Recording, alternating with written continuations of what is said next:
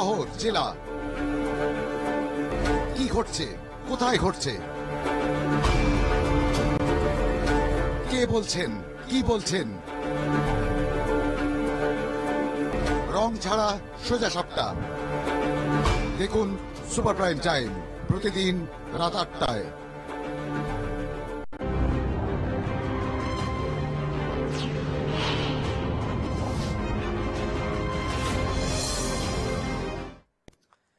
দেখছেন ground report. আর বিরতির পর ফিরে এসে আমরা যে টপিকে নজর রাখবো, দীঘার জগন্নাথ মন্দিরের উদ্বোধন আর মাত্র কয়েক ঘন্টার অপেক্ষা। শুরু হয়ে গেছে মহাযজ্ঞ, সেখানে উপস্থিত মমতা বন্দ্যোপাধ্যায় স্বয়ং। কলিঙ্গ শৈলীতে তৈরি জগন্নাথ দেবের মন্দিরটির পুরীর মন্দিরের আদলেই তৈরি করা হয়েছে। বুধবার অক্ষয় তৃতীয়ার দিন উদ্বোধন, সে উপলক্ষে সোমবার থেকে মুখ্যমন্ত্রী রয়েছেন তদারকিতে সৈকত নগরীতে। মঙ্গলবার দুপুরে তিনি মহাযজ্ঞে অংশ নেন এবং মন্দিরের উদ্বোধনী অনুষ্ঠানে রয়েছে তৃণমূলের এক ঝাঁক সাংসদ, বিধায়ক, তৃণমূলের তারকা সাংসদ রচনা বন্দ্যোপাধ্যায় থেকে জুনমালিয়া বিধায়ক সায়ন্তিকা বন্দ্যোপাধ্যায় প্রমুখ। মূল যজ্ঞমঞ্চের অদূরেই দেখা যায় মুখ্যমন্ত্রীর ভাই বাবুল বন্দ্যোপাধ্যায়কেও। টলিউডের নামী প্রযোজক শ্রীকান্ত মেহতা, গায়ক নচিকেতা চক্রবর্তী, অভিনেতা চলচ্চিত্র পরিচালক অরিন্দম শীল, দেবলীনা কুমার, শিল্পপতি রুদ্র চট্টোপাধ্যায় প্রমুখকে দেখা গিয়েছে মন্দিরের কাছে তৈরি মঞ্চে। মহাযজ্ঞের পূর্ণাহুতি মুখ্যমন্ত্রী, তার আগেই মন্দিরের চূড়ায় বাঁধা হলো পতাকা। পতাকা তুলে দিলেন মমতা বন্দ্যোপাধ্যায় নিজেই। বৈদিক রীতি মেনে দীঘায় চলছে জগন্নাথ নাম। এই মুহূর্তে সরাসরি চলে যাব আমাদের প্রতিনিধি রণজয়। গতকাল থেকে প্রতি মুহূর্তের ছবি আমাদেরকে তুলে ধরছেন। আমি রণজয়ের কাছে জানতে চাইবো, রণজয়, একটা অন্য অনুভূতি বলা যেতে পারে। বাঙালি বারবার ছুটে যায় পুরীতে জগন্নাথ দর্শনের জন্য। এবার কলকাতা থেকে মাত্র সাড়ে তিন ঘন্টার ডিস্টেন্স অতিক্রম করলেই জগন্নাথ দেবকে একেবারে স্মরণ করা যাবে। এবং তোমার পেছনেই আমি দেখতে পাচ্ছি সেই সুন্দর জগন্নাথ মন্দির। দিনভর যে ছবি তুমি লক্ষ্য করলে এবং আগামীকালের আয়োজন, কারা কারা এলেন?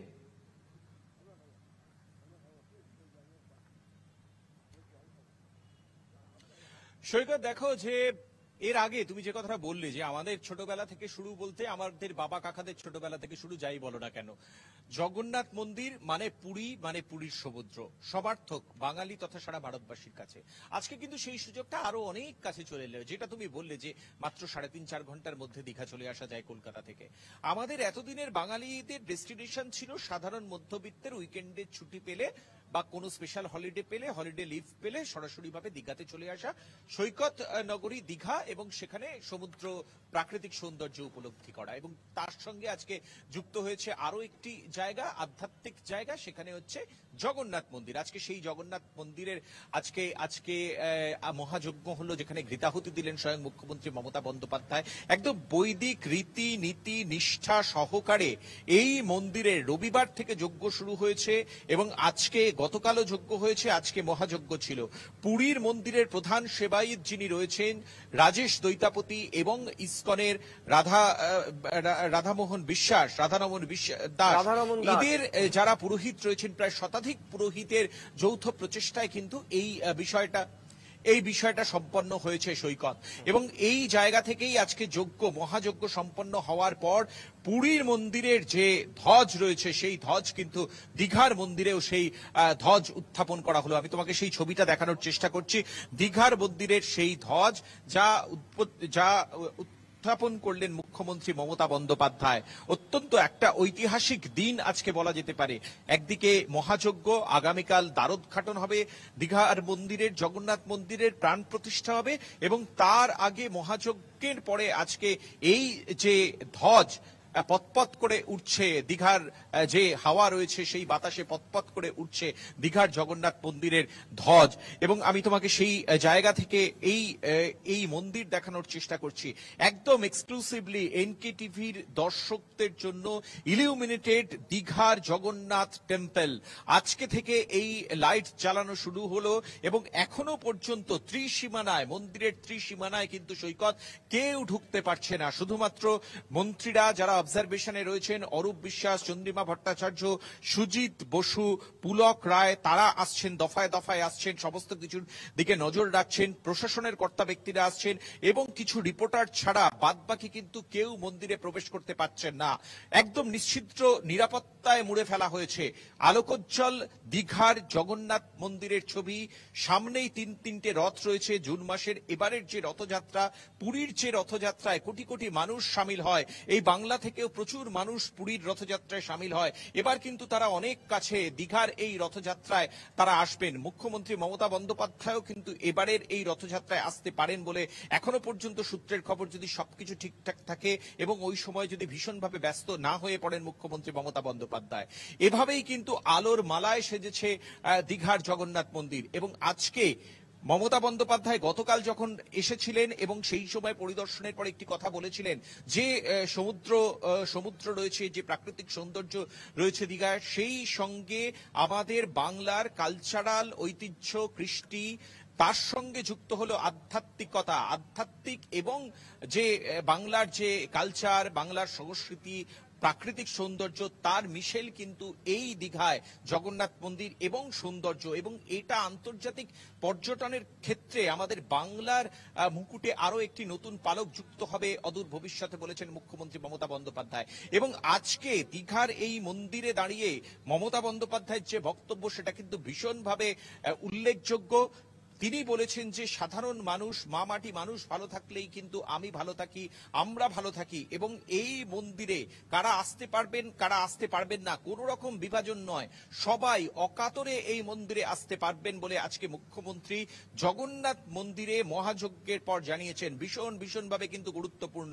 তুমি জানো যে সৈকত, এই মন্দির যখন প্রতিষ্ঠা হতে চলেছে, খুব কম সময়ের মধ্যে প্রায় 250 একর জমিতে 250 কোটি টাকা খরচ করে খুব অতি অল্প সময়ের মধ্যে দীঘার এই মন্দিরের কাজ সম্পন্ন করেছে হিটকো।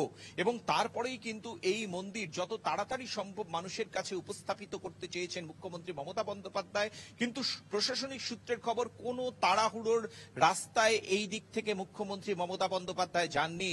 একদিকে যেরকম ইনফ্রাস্ট্রাকচারাল ডেভেলপমেন্ট করেছে হিটকোর কর্তা ব্যক্তিরা, বারংবার তারা এসেছেন, প্রশাসনের সঙ্গে যোগাযোগ রেখে এই কোঅর্ডিনেশন করে কাজ এগিয়ে নিয়ে গিয়েছেন। অন্যদিকে আধ্যাত্মিক যে জায়গা, সেখানেও যাতে কোনো রকম যে রীতি রয়েছে, যে বিধি রয়েছে, তিথি নক্ষত্র অনুসারে পুঙ্খানুপুঙ্খভাবে সেটা হোক, এই মন্দির স্থাপিত হোক, এই মন্দিরের আড়ম্বরপূর্ণ উদযাপন হোক, উদ্বোধন হোক চেয়েছিলেন মুখ্যমন্ত্রী। এবং সেই জায়গা থেকেই রাজেশ পুরীর যে সেবায়িত রয়েছেন তার সঙ্গে বা ইসকনের সেবায়িতের সঙ্গে কথা বলে, যারা বিশেষজ্ঞ রয়েছেন এই ক্ষেত্রে, ধর্মীয় ক্ষেত্রে, তাদের সঙ্গে কথাবার্তা বলেই কিন্তু সবকিছু ফিক্স আপ করা হয়েছে। এবং তারপরেই কিন্তু আজকে এই মন্দিরের মহাযজ্ঞ সম্পন্ন হয়েছে। এবং আগামীকাল এই মন্দিরের 2:30 থেকে অনুষ্ঠান শুরু হয়ে যাবে। এই মন্দিরে প্রাণ প্রতিষ্ঠা হবে জগন্নাথ মন্দিরে এবং দ্বারোদ্ঘাটন হবে। এবং তারপরেই কিন্তু এই মন্দির সাধারণ মানুষের জন্য খুলে দেওয়া হবে। একটা বিষয় কিন্তু সৈকত এক্ষেত্রে বলে রাখা দরকার, যেটা হচ্ছে যে এই মন্দিরে আসবার জন্য গতকালও কিন্তু যেই বেশ কিছু ট্রেন, সেই ট্রেন যেরকম বাতিল করা হয়েছে, নির্দিষ্ট সময় কিছু ট্রেন এখানে এসে পৌঁছয়নি, অনেক দেরি হয়েছে। এবং এই বিষয়টিকে সরাসরিভাবে শাসক দল তৃণমূল কংগ্রেসের তরফ থেকে রাজনৈতিকভাবে দ্বিচারিতা করা হচ্ছে বাংলার মানুষের সঙ্গে বলে তৃণমূল কংগ্রেসের তরফ থেকে বলা হয়েছে। তৃণমূল কংগ্রেসের রাজ্যসভার সাংসদ সাগরিকা ঘোষ তিনি এই মন্তব্য করেছেন, দ্বিচারিতা করা হচ্ছে। এবং যেই দ্বিচারিতা করা হয়েছিল, তিনি বলেছেন অভিষেক বন্দ্যোপাধ্যায় যখন দিল্লিতে 100 দিনের কাজে শ্রমিকদের নিয়ে যাওয়ার পরিকল্পনা করেছিলেন, সেই সময় কিন্তু ট্রেন বাতিল করা হয়েছিল এবং সেই ঘটনার পুনরাবৃত্তি দীঘাতে হয়েছে। কিন্তু প্রশাসন সতর্ক আছে, প্রচুর মানুষ যাতে একসঙ্গে ঢুকতে না পারেন, যাতে কখনো কোনো রকম বিশৃঙ্খল পরিস্থিতি যাতে তৈরি না হয়, একটি মানুষও যাতে হয়রানির শিকার না হয়, সেই ক্ষেত্রে কিন্তু একদম সর্বোচ্চ স্তর থেকে প্রশাসনের কাছে নির্দেশ রয়েছে, নবান্নের তরফ থেকে জেলা প্রশাসনের কাছে নির্দেশ রয়েছে, এমনটাই সূত্রের খবর। এবং সেই জায়গা থেকে কিন্তু অত্যন্ত সতর্কভাবে পা ফেলে এগোতে চাইছে দীঘার জেলা প্রশাসন। প্রত্যেক ক্ষেত্রে নজরদারি ক্যামেরা রয়েছে এবং প্রত্যেকটা জায়গায় সার্ভিলেন্স রয়েছে। সাদা পোশাকের পুলিশ, গোয়েন্দা পুলিশ তারা রয়েছে, অযথা যাতে যে কোনো রকম বিশৃঙ্খল পরিস্থিতি হলে খুব তাড়াতাড়ি যাতে সেটাকে শর্ট আউট করা যায় বা একসঙ্গে যাতে বহু মানুষ আছড়ে না পড়েন, পদপিষ্টের মতো ঘটনা যাতে না হয়, এই বিষয়গুলো কিন্তু বারংবার পুলিশ কর্তারা বৈঠক করছেন এবং তারা নজরে রেখেছেন। অর্থাৎ মমতা বন্দ্যোপাধ্যায়ের যে নির্দেশ রয়েছে, তুমি জানো যে এই মন্দিরের একদিকে আজকে যেরকম যজ্ঞ হলো, মহাযজ্ঞ হলো এবং আগামীকাল দ্বারোদ্ঘাটন এবং প্রাণ প্রতিষ্ঠা রয়েছে, গতকাল থেকেই কিন্তু মুখ্যমন্ত্রী দীঘায় রয়েছেন। কার্যত বুঝতেই পারছো কতটা সংবেদনশীল অবস্থায় মমতা বন্দ্যোপাধ্যায় মানসিকভাবে তিনি এই মন্দিরের শুরুয়াতটা করতে চাইছেন, যাতে এতটুকু বিঘ্ন না ঘটে, না প্রশাসনিকভাবে, না আধ্যাত্মিকভাবে, না কোনো রকম ভাবে সাধারণ মানুষের যারা ভক্ত রয়েছেন, যারা সাধারণ মানুষ রয়েছেন, যারা ডিভোটি রয়েছেন, তাদের মানবিকভাবে বা কোনো রকম আঘাতপ্রাপ্ত যাতে তারা না হয় মানবিকভাবে এবং শারীরিকভাবে, সেই দিকটা রেখেই কিন্তু এগোচ্ছে রাজ্য প্রশাসন, জেলা প্রশাসন এবং রাজ্য সরকার। বেশ, অনেক ধন্যবাদ। আপাতত আমাদের সঙ্গে বিস্তারিত এই গ্রাউন্ড রিপোর্ট তুলে ধরার জন্য আমাদের সঙ্গে ছিলেন সরাসরি আমাদের প্রতিনিধি রণজয়, এবং গতকাল থেকে প্রতি মুহূর্তের ছবি, এক্সক্লুসিভ ভিজুয়াল এই মুহূর্তে তুলে ধরলেন আমাদের গ্রাউন্ড রিপোর্টের দর্শকদের জন্য। শোভন চট্টোপাধ্যায়, বৈশাখী বন্দ্যোপাধ্যায় তারা গিয়েছেন এই অনুষ্ঠান ঘিরে। আপনাদের আগেই জানিয়েছি যে কার্যত তারকা সম্মেলন। কি বলছেন শোভন চট্টোপাধ্যায়, বৈশাখী বন্দ্যোপাধ্যায়, শুনুন। ভাবে সেটা যেভাবে করে এবং সেটাকে আমরা ইমপ্লিমেন্ট করি। আজকে মমতাদির করাটাকে একটা মানে ঐতিহাসিক উপলব্ধি নিয়ে এখানে আসা প্রজন্মের লোক। দেখো, আমরা উপলব্ধির মধ্যে দিয়ে আজকে দীঘায় এক বিশাল পরিবর্তন আছে এবং পুরীর জগন্নাথ ধামের অনুকরণে নিশ্চয়ই রয়েছে, কিন্তু বাবা জগন্নাথ চেয়েছিলেন বলে, জয় জগন্নাথ চেয়েছিলেন বলে, আর মমতাদির হাত দিয়েই কিন্তু আর দীঘায় এত বড় জগন্নাথ। মুখ্যমন্ত্রীর সঙ্গে কোনো কথা হলো? সেটা রয়েছে তো, বারবার রয়েছে বলে তো আজকে এখানে আসা। হ্যাঁ, গতকাল মানে আজকে ভোর রাতে এসে পৌঁছেছি। তো এটা একটা অভাবনীয় মুহূর্ত তো প্রত্যেক বাঙালির জন্য, শুধু না, আমার মনে হয় পুরো জগৎবাসীর জন্য। এরকম জগন্নাথ ধামের যজ্ঞে সামিল হতে পারার যে পূর্ণ মুহূর্ত, এটা এমন একটা আবেগের মুহূর্তে, এতে সামিল হতে পারে সত্যি জীবন ধন্য। কথা হয়েছে মুখ্যমন্ত্রীর সঙ্গে? না, উনি এত ব্যস্ত, উনি আমাদের সকলের জন্য যা করলেন, আমার মনে হয় যে ওনার কোনো কথা বলার প্রয়োজন পড়ে না, কাজই ওনার কথা।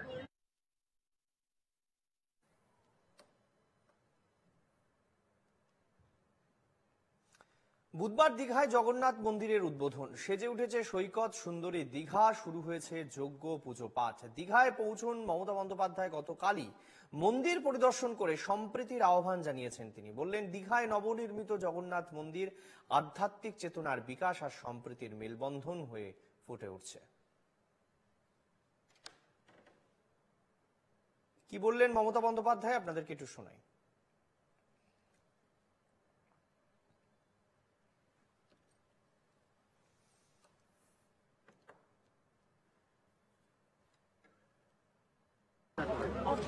pride of Bengal and pride of country also.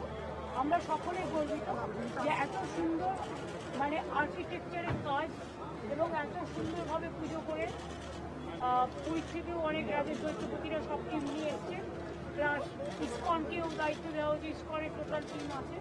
যতটা সম্ভব চেষ্টা করেছি অন্তর দিয়ে, হৃদয় দিয়ে। ধর্ম তো কখনো মুখে প্রচার করে হয় না, ধর্মটা হচ্ছে হৃদয়কে ছুঁয়ে যায়, মানুষের আস্থা এবং ভরসা, বিশ্বাস এবং ভালোবাসা।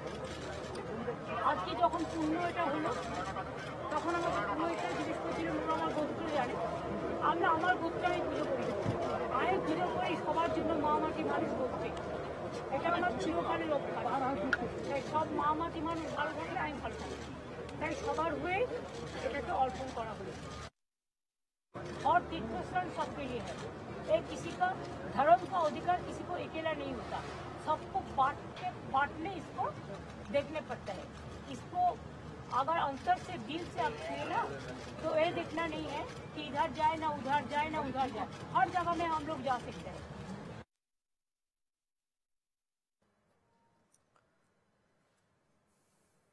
শুভেন্দু অধিকারী, সুকান্ত মজুমদাররা কার্যত যখন মমতা বন্দ্যোপাধ্যায়ের এই জগন্নাথ মন্দির উদ্বোধন ঘিরে কটাক্ষের রাস্তায়, তখন দিলীপ ঘোষ বললেন, তাকে সাংবাদিকরা প্রশ্ন করলে তিনি জানান যে জগন্নাথ দেব ডাকলে তিনি আগামীকাল উদ্বোধনী অনুষ্ঠানে যেতেও পারেন। কি বলেছেন দিলীপ ঘোষ শোনাবো। আপনি কি কালকে জগন্নাথ মন্দিরে যাচ্ছেন? ভাবছি ঠাকুর ডাকলে যাব। আপনি কি কালকে জগন্নাথ মন্দিরে যাচ্ছেন? ভাবছি ঠাকুর ডাকলে যাব। আপনি কি কালকে জগন্নাথ মন্দিরে যাচ্ছেন? ভাবছি। এদিকে আপনাদের জানিয়ে রাখতে চাইবো যে জগন্নাথ মন্দিরের আগামীকাল উদ্বোধনের পাল্টা হিসেবে কার্যত হিন্দুরা সমস্যায়, এমনটাই যে মুর্শিদাবাদকে সামনে রেখে শুভেন্দু অধিকারী একেবারে তিনি তার গুণমুগ্ধরা মামলা করেন কলকাতা হাইকোর্টে। তাদের দাবি যে ধর্ম সম্মেলন করতে দিতে হবে কাঁথিতে। 25 কিলোমিটার দূরে এই কাঁথি কেন পুলিশ অনুমতি দিচ্ছে না, এই দাবিতে মামলা করা হয় এবং সেই মামলা হয় কলকাতা হাইকোর্টের বিচারপতি তীর্থঙ্কর ঘোষের এজলাসে। এবং বকলমে শুভেন্দু অধিকারী এই প্রোগ্রামের হোতা এবং শুভেন্দু অধিকারী এই প্রোগ্রামের মূল আকর্ষণ। কিন্তু কেন এই বিষয়টি নিয়ে গতকাল কলকাতা হাইকোর্টে রীতিমতো কিন্তু একেবারে তীব্র সওয়াল জবাব চলে এবং সেই সওয়াল জবাবের পর আমরা দেখতে পাই যে কলকাতা হাইকোর্টের সিঙ্গেল বেঞ্চ তার রায় দেয় যে সভা করা যাবে, কিন্তু কোনোভাবেই অতিরিক্ত লোক নয়, তার জন্য একটি সীমা বেঁধে দেন। কিন্তু তাকে চ্যালেঞ্জ করে কলকাতা হাইকোর্টে একেবারে ডিভিশন বেঞ্চে চলে যায় রাজ্য। ঠিক কি পরিস্থিতি, কখন শুনানি, কি আপডেট আমরা জানবো। দেবিকা আমাদের প্রতিনিধি রয়েছেন। দেবিকা, আমি জানতে চাইবো কলকাতা হাইকোর্টের ডিভিশন বেঞ্চে এই মামলার শুনানি কখন? কিন্তু আমরা যা সূত্র মারফত জানতে পারছি, বিচারপতি সৌমেন সেনের সঙ্গে রাজ্যের তরফে যোগাযোগ করার চেষ্টা করা হচ্ছে এবং এই বিষয়টি এখনো পর্যন্ত সুনিশ্চিত হয়নি যে কখন এই মামলার শুনানি হবে এবং সেই নিয়ে এখনো পর্যন্ত আলোচনার স্তরেই রয়েছে। তবে সম্ভাবনা রয়েছে, তীব্র সম্ভাবনা রয়েছে যে আজ এই মামলার শুনানি হবে। তার কারণ রাজ্যের তরফে যদি এই সিঙ্গল বেঞ্চের নির্দেশকে চ্যালেঞ্জ করতে হয় তাহলে আজকের দিন বাদে তাদের হাতে আর সময় নেই, কারণ কাল সকাল 7টা থেকে এই সভা শুরু হয়ে যাবে। সেক্ষেত্রে রাজ্যকে যদি সিঙ্গল বেঞ্চের যে নির্দেশ রয়েছে সেই নির্দেশকে চ্যালেঞ্জ করতে হয় তবে তা আজকেই করতে হবে। সেক্ষেত্রে বিচারপতি সৌমেন সেনের ডিভিশন বেঞ্চে এই মামলার শুনানির সম্ভাবনা রয়েছে। সৈকত। দেবিকা, সেক্ষেত্রে যদি আজকে কোনোভাবে এর শুনানি না হয়, আগামীকাল এই কর্মসূচি রয়েছে, ফলে কোথাও কি একটা প্রিমিলারি একটা কোথাও কি ঘোষণা হাইকোর্ট দিতে পারে যে হয় স্টে অর্ডার অথবা আগামীকাল শোনা হবে, এমন কিছু? দেখো, এক্ষেত্রে যেহেতু সকাল 7টা থেকে এই সভা রয়েছে এবং রাজ্যের তরফে যেহেতু ইতিমধ্যেই একবার সৌমেন সেনের ডিভিশন বেঞ্চে আর্জি জানানো হয়েছিল, কিন্তু সে সময় তাদের হাতে অর্ডার কপি না থাকায় সেই আর্জি শোনা হয়নি। পরবর্তীতে তারা চেষ্টা করে অর্ডার কপি হাতে পেতে যা সন্ধ্যে 6টার পরে 6:30টার পরে সেই অর্ডার কপি তারা হাতে পায় এবং তারপরে তারা চেষ্টা করে বিচারপতি সৌমেন সেনের চেম্বারে তার সঙ্গে আলাদা করে এই বিষয়ে কথা বলে বিষয়টি নিয়ে যাতে এই মামলা গ্রহণ করা হয় এবং এই মামলার আজই শুনানি হয়। সেক্ষেত্রে যতক্ষণ না বিচারপতি সৌমেন সেনের তরফে এই বিষয়ে জানানো হচ্ছে ততক্ষণ পর্যন্ত এই মামলার কখন শুনানি হবে বা কোনো স্টে অর্ডার দেবে কিনা সেটা জানা যাচ্ছে না। শুনানি না হলে এক্ষেত্রে স্টে অর্ডার হওয়ার সম্ভাবনা নেই এবং সেক্ষেত্রে রাজ্যের তরফে চেষ্টা করা হচ্ছে যাতে আজই যে কোনো ভাবে এই মামলার শুনানি করানো যায় এবং সেই নিয়ে কিন্তু এখনো পর্যন্ত আলোচনা চলছে, এমনটাই আমরা জানতে পারছি। বেশ, আপাতত অনেক ধন্যবাদ আমাদের সঙ্গে থাকার জন্য দেবিকা। আমি একটু দর্শকদেরকে শোনাতে চাইবো যে শুভেন্দু অধিকারী এ প্রসঙ্গে কি বলছেন। শুভেন্দু অধিকারী আজকে নদিয়ার তেহট্টে গিয়েছিলেন, সেখানে তিনি সাংবাদিক বৈঠকের মুখোমুখি হন। শুভেন্দু অধিকারী কি বলছেন আমি শোনাবো। তার আগে আপনাদেরকে একটু জানাতে চাইবো যে কলকাতা হাইকোর্টে যে গতকাল এই মামলার সিঙ্গেল বেঞ্চে যে সওয়াল জবাব হয়, সেই সওয়াল জবাবে কি উঠে আসে আপনাদেরকে একটু দেখাবো। এই মামলার যে আবেদনকারী পক্ষের আইনজীবী ছিলেন বিল্লদল ভট্টাচার্য, তিনি বলেন যে আমাদের এই মামলায় পার্টি করা হোক, আমরা সনাতনী হিন্দু সম্মেলন সভা করতে চাই। এর পাল্টা কল্যাণ বন্দ্যোপাধ্যায় তিনি সওয়াল করেন, তিনি বলেন ওনারা ওই একই জায়গায় সভা করতে চান। বিল্লদল ভট্টাচার্য পাল্টা বলেন আমরা বলেছি 5000-এর বেশি লোক হতে পারে, এবং সেটাকে 50,000 লোক ধরে নেওয়া হচ্ছে। বিরোধী দলনেতা কাথির স্থানীয়, তিনি রাজনীতিক নয়, সাধারণ মানুষ হিসেবে সভায় থাকতে পারেন। সংবিধানের 21 নম্বর ধারা অনুযায়ী ধর্ম পালনের অধিকার আছে। অক্ষয় তৃতীয়ায় এই সভা ধর্মীয় অনুশীলনের জন্য জরুরি। রাজ্যের আইনজীবী অর্থাৎ এজি তার পাল্টা বলেন, আদালতের সময় নষ্ট করা হচ্ছে। ওরা এমন করছে যেন অক্ষয় তৃতীয়া আবার 450 বছর পরে আসবে। সভা করতেই পারে, কিন্তু তার একটা তাৎপর্য থাকবে তো। কেন 30 তারিখে সভা জরুরি সেটা আবেদনে কেন বলা হয়নি? কল্যাণ বন্দ্যোপাধ্যায় পাল্টা বলেন, ওরা বলছেন ধর্মীয় অনুশীলন প্রয়োজন, কিন্তু পুলিশ অনুমতি দিচ্ছে না। তাহলে স্বাভাবিকভাবেই যারা এখানে অর্থাৎ দীঘাতে এই অনুষ্ঠান করছেন তারা কারা? যারা দীঘাতে জগন্নাথ মন্দির উদ্বোধনে যাবেন তারা হিন্দু নন। শুভেন্দু অধিকারী রাজনৈতিক বক্তৃতার জন্য দীঘার অনুষ্ঠানের পাল্টা অনুষ্ঠান করছেন। সেখানে বিল্লধর ভট্টাচার্য আবেদনকারী পক্ষের আইনজীবী বলেন যে সেকশন 30 পুলিশ অ্যাক্ট অনুযায়ী পুলিশের এখানে অনুমতি দেওয়ার অধিকার নেই, কারণ এটি বেসরকারি জায়গায় সভা করার কথা। তারা এখানে শুভেন্দু অধিকারী প্রতিনিধি নন, তিনি আবেদনকারী নন।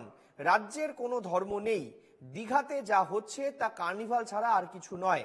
এরপরেই বিচারপতি বলেন যে আজকে বিকেল 4টের সময় মামলার নির্দেশ দেওয়া হবে এবং সিঙ্গেল বেঞ্চ ইতিমধ্যেই সেই নির্দেশ দিয়েছে। আপনাদের যেমন জানালাম, বিচারপতি তীর্থঙ্কর ঘোষ জানিয়ে দেন যে শর্ত সাপেক্ষে কোনো মতেই 3000 জনের বেশি এই যে সম্মেলন হবে সেখানে জমায়েত করা যাবে না, রোটেশনালি করতে হবে এবং মানে সেটা কখনোই 3000 জনের বেশি যেন না হয়। 3000 জন একসঙ্গে থাকতে পারবেন, এই শর্ত সাপেক্ষে অনুমতি দেয়।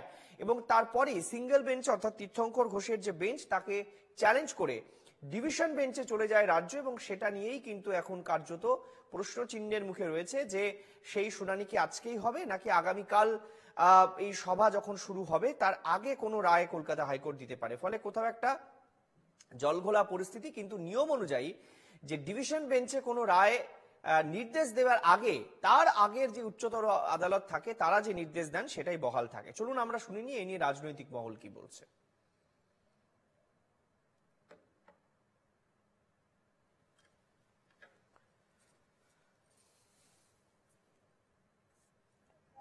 सनातनी सम्मेलन जो होगा उसके बारे में कुछ कहेंगे? अक्षय तृतीया पालन होगा।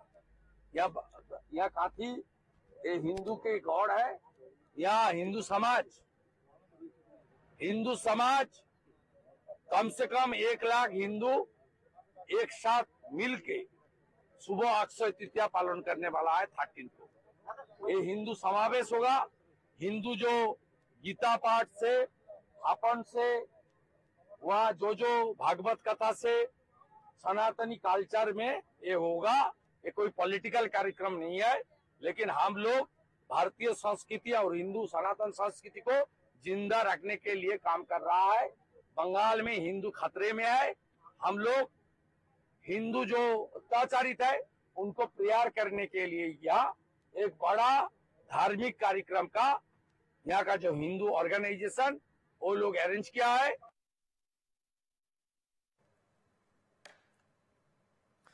সব মিলে অনেকে বলছেন যে আগামীকাল কার্যত কাথি ভার্সেস দীঘা দেখতে চলেছি আমরা। একদিকে মমতা বন্দ্যোপাধ্যায় আগামীকাল উদ্বোধনী অনুষ্ঠানে থাকবেন দীঘাতে, আর অন্যদিকে শুভেন্দু অধিকারী যদি এই সভার অনুমতি মেলে ডিভিশন বেঞ্চে বা এটাকে স্টে অর্ডার দেওয়া না হয়, দুটি ক্ষেত্রেই কিন্তু শুভেন্দু অধিকারী থাকবেন কাথিতে। এবং আগামীকাল তার মুর্শিদাবাদেও একাধিক পরিকল্পনা নেওয়া হয়েছে। সেখানে যে সমস্ত হিন্দু মন্দিরে ভাঙচুর চালানো হয় বা ভেঙে চুরে দেওয়া হয় সেই সমস্ত ক্ষেত্রে সেগুলো পুনর্নির্মাণের ব্যবস্থা করা হবে। এই কর্মসূচিও কিন্তু আগামীকাল মুর্শিদাবাদে রয়েছে, দুলিয়ান সহ শামসেরগঞ্জ সহ বিভিন্ন জায়গায়। সব মিলে আগামীকাল আমরা দেখতে চলেছি দীঘা ভার্সেস কাথির দ্বৈরথ।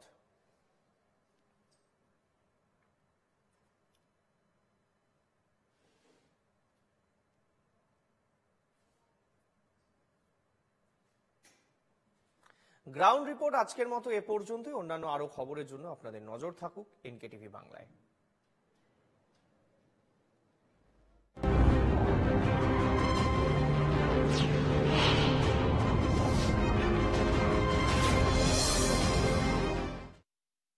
পেহেলগাঁও হামলার নেপথ্যে পাক কমান্ডো হাসিম মুসা।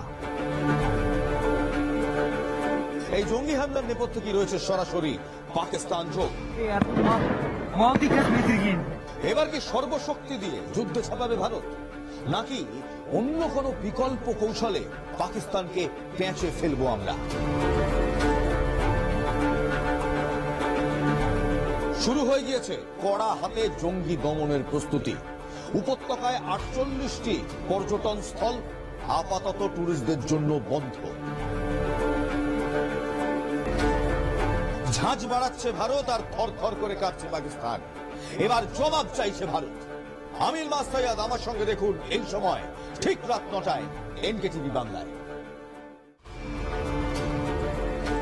দেশ বিদেশ, শহর জেলা, কি ঘটছে, কোথায় ঘটছে, কে বলছেন, কি বলছেন, রং ছাড়া সোজা সাপটা। দেখুন সুপার প্রাইম টাইম প্রতিদিন রাত 8টায়। তিলোত্তমা, সিটি অফ জয়, কল্লোলিনী, কলকাতা। আন্দোলনের শহর, সংস্কৃতির শহর, ব্যস্ততার শহর, রাজনীতি, খেলা, বিনোদন, সারাদিনের কলকাতা 8 ঘন্টায়। দেখুন মহানগর প্রতিদিন সন্ধ্যে 6টায়। কোচবিহার থেকে কার্তিক, বাঘমুন্ডি থেকে বারাসত, 23 জেলা 341 ব্লক। বঞ্চনা, দুর্নীতি, সাফল্য, হিংসা, টুকিটাকি খবর, বড়সড় খবর, বাংলার সব খবর দেখুন আজকের বাংলা প্রতিদিন সন্ধ্যে 6:30 এবং রাত 10টায়। পেহেলগাঁও হামলার নেপথ্যে পাক কমান্ডো হাসিম মুসা। এই জঙ্গি হামলার নেপথ্যে কি রয়েছে সরাসরি পাকিস্তান যোগ? এবার কি সর্বশক্তি দিয়ে যুদ্ধে ছাপাবে ভারত, নাকি অন্য কোনো বিকল্প কৌশলে পাকিস্তানকে পেঁচে ফেলবো আমরা? শুরু হয়ে গিয়েছে কড়া হাতে জঙ্গি দমনের প্রস্তুতি। উপত্যকায় 48টি পর্যটন স্থল আপাতত টুরিস্টদের জন্য বন্ধ। ঝাঁজ বাড়াচ্ছে ভারত আর থরথর করে কাঁপছে পাকিস্তান। এবার জবাব চাইছে ভারত। আমির মাস্তায়াদ আমার সঙ্গে দেখুন এই সময় ঠিক রাত 9টায় এনকেটিভি বাংলায়। তিলোত্তমা, সিটি অফ জয়, কল্লোলিনী, কলকাতা। আন্দোলনের শহর, সংস্কৃতির শহর, ব্যস্ততার শহর, রাজনীতি, খেলা, বিনোদন, সারাদিনের কলকাতা 8 ঘন্টায়। দেখুন মহানগর প্রতিদিন সন্ধ্যে 6টায়। কোচবিহার থেকে কার্তিক, বাঘমুন্ডি থেকে বারাসত, 23 জেলা 341 ব্লক। বঞ্চনা, দুর্নীতি, সাফল্য, হিংসা, টুকিটাকি খবর, বড়সড় খবর, বাংলার সব খবর দেখুন আজকের বাংলা প্রতিদিন সন্ধ্যে 6:30 এবং রাত 10টায়।